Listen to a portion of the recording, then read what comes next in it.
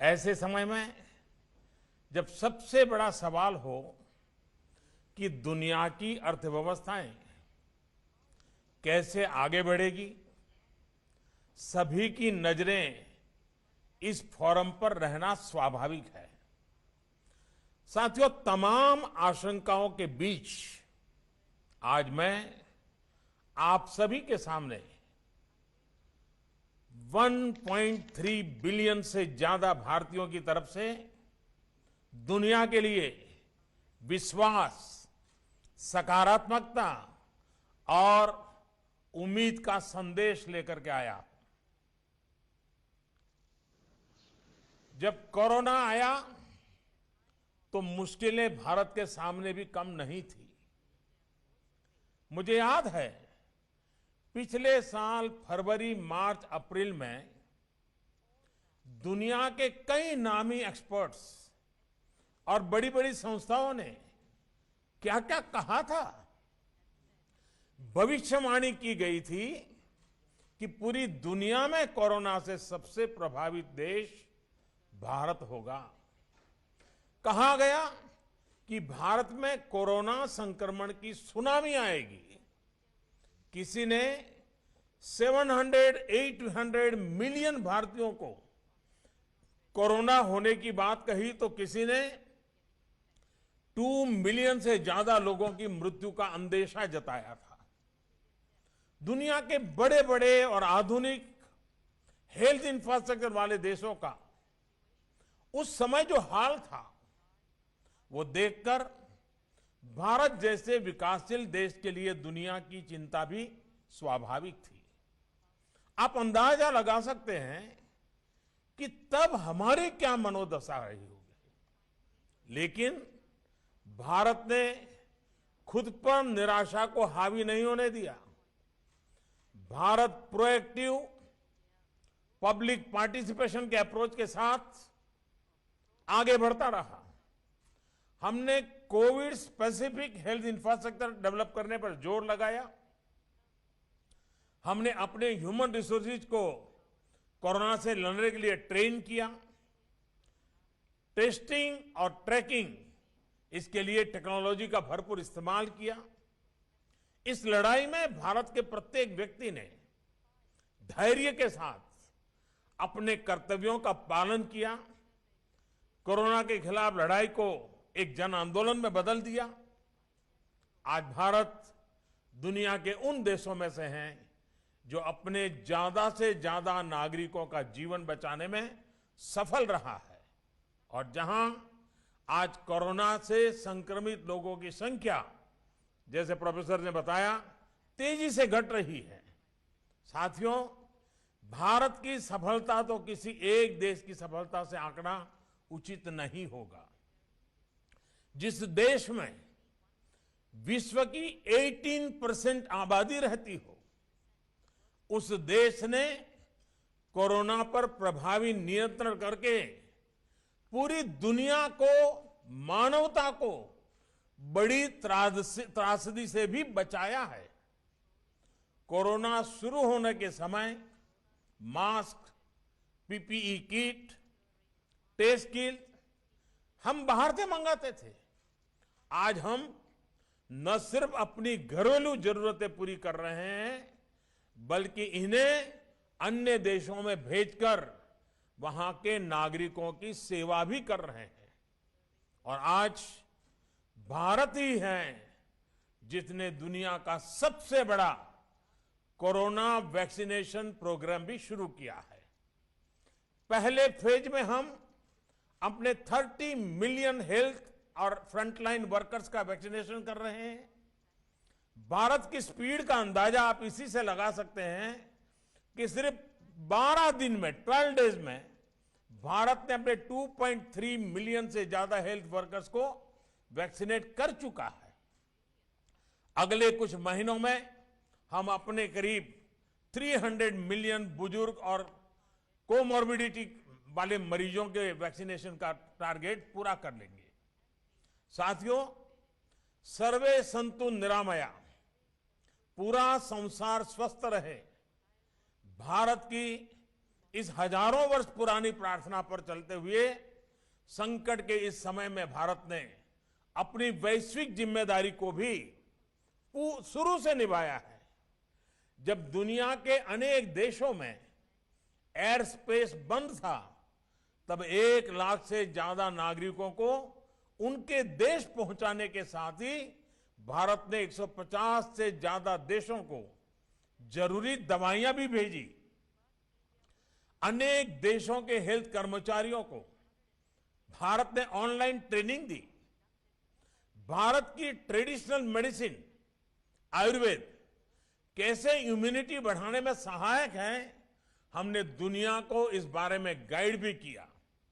आज भारत कोविड की वैक्सीन दुनिया के अनेक देशों में भेजकर वहां पर वैक्सीनेशन से जुड़े इंफ्रास्ट्रक्चर को तैयार करके दूसरे देशों के नागरिकों का भी जीवन बचा रहे हैं।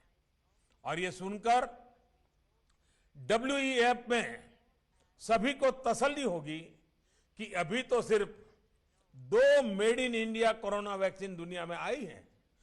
आने वाले समय में कई और वैक्सीन भारत से बनकर के आने वाली है। ये वैक्सीन्स दुनिया के देशों को और ज्यादा बड़े स्केल पर ज्यादा स्पीड से मदद करने में ये पूरी तरह सहायता करेगी।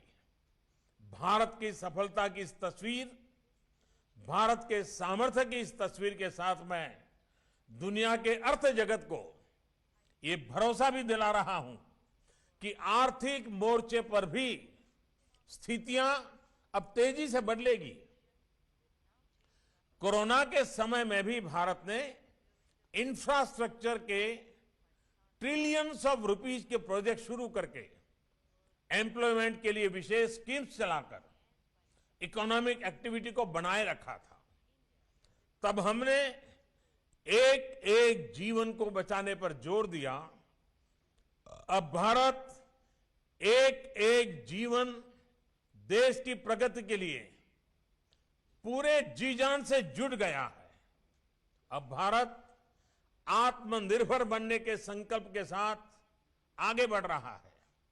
भारत की आत्मनिर्भरता की आकांक्षा ग्लोबलिज्म को नए सिरे से मजबूत करेगी और मैं आश्वस्त हूं कि इस अभियान को इंडस्ट्री 4.0 से भी बहुत बड़ी मदद मिलेगी। इसके पीछे वजह भी है और इस विश्वास का आधार भी है। साथियों, एक्सपर्ट्स बताते हैं कि इंडस्ट्री 4.0 के 4 मुख्य फैक्टर्स होने वाले हैं: कनेक्टिविटी, ऑटोमेशन, आर्टिफिशियल इंटेलिजेंस या मशीन लर्निंग और रियल टाइम डेटा। आज भारत दुनिया के उन देशों में से हैं जहां सबसे ज्यादा डेटा उपलब्ध है, जहां के दूर दराज क्षेत्रों में भी मोबाइल कनेक्टिविटी है, स्मार्टफोन है। भारत का ऑटोमेशन डिजाइन का एक्सपर्ट पूल भी बहुत बड़ा है और ज्यादा ग्लोबल कंपनियों के इंजीनियरिंग सेंटर भी भारत में है। आर्टिफिशियल इंटेलिजेंस और मशीन लर्निंग में भारत के सॉफ्टवेयर इंजीनियर्स बरसों से अपनी क्षमता से दुनिया को अवगत करा रहे हैं। साथियों, बीते 6 वर्षों में भारत में जिस तरह डिजिटल इंफ्रास्ट्रक्चर के लिए काम हुआ है, वो वर्ल्ड इकोनॉमिक फोरम के एक्सपर्ट्स के लिए भी एक स्टडी का विषय है। इस इंफ्रास्ट्रक्चर ने डिजिटल सॉल्यूशंस को भारत के लोगों की रोजमर्रा की जिंदगी का हिस्सा बना दिया है। आज भारत के 1.3 बिलियन से ज्यादा लोगों के पास यूनिवर्सल आईडी आधार है। लोगों के बैंक अकाउंट और यूनिवर्सल आईडी उनके फोन से कनेक्टेड है। अभी दिसंबर के महीने में, अकेले मैं दिसंबर की बात कर रहा हूं, अभी दिसंबर के महीने में ही भारत में 4 ट्रिलियन रुपीस का लेन देन यूपीआई से हुआ है। यहां जो बैंकिंग सेक्टर के लोग हैं वो जानते हैं कि कि किस तरह से दुनिया के बड़े बड़े देश भारत द्वारा विकसित यूपीआई व्यवस्था को अपने यहां दोहराने का प्रयास कर रहे हैं। साथियों, हमने ये भी देखा है कि कोरोना संकट के दौरान अनेक देश परेशान थे कि अपने नागरिकों तक सीधे आर्थिक मदद कैसे पहुंचाए। आप ये जानकर चौंक जाएंगे कि इसी दौरान भारत ने 760 मिलियन से ज्यादा लोगों के बैंक खातों में 1.8 ट्रिलियन रुपीस से अधिक सीधे ट्रांसफर किए हैं।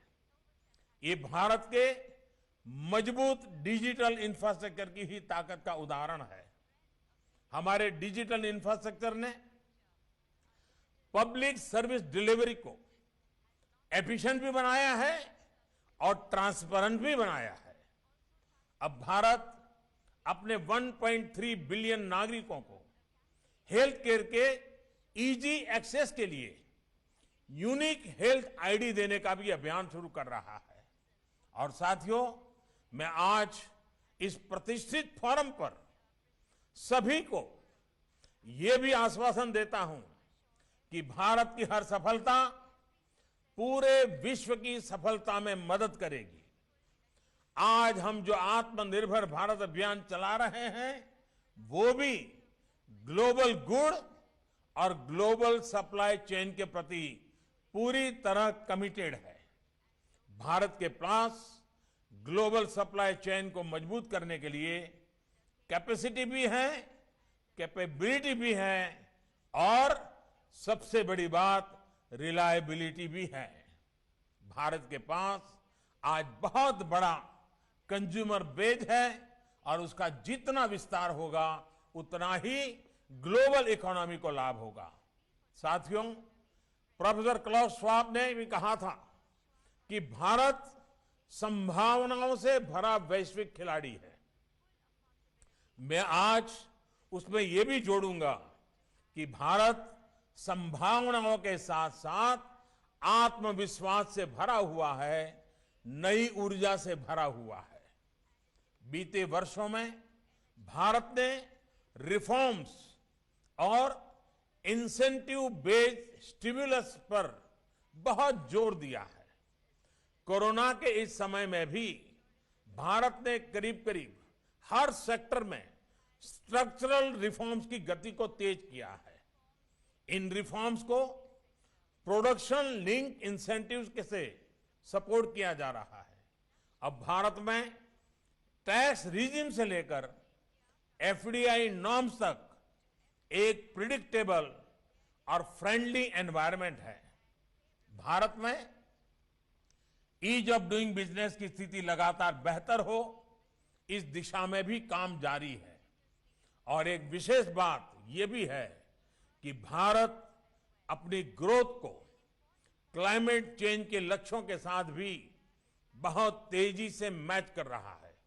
साथियों, इंडस्ट्री 4.0 को लेकर हो रही इस चर्चा के बीच हम सभी को एक और बात याद रखनी है। कोरोना क्राइसिस ने हमें मानवीयता का मूल्य फिर याद दिलाया है। हमें याद रखना है कि इंडस्ट्री 4.0 भी रोबोट के लिए नहीं बल्कि इंसान के लिए है। हमें यह सुनिश्चित करना होगा कि टेक्नोलॉजी ईज ऑफ लिविंग का टूल बने, ना कि कोई ट्रैप। इसके लिए पूरी दुनिया को मिलकर कदम उठाने होंगे। हमें सबको मिलकर कदम उठाने होंगे। मुझे विश्वास है कि हम इसमें सफल होंगे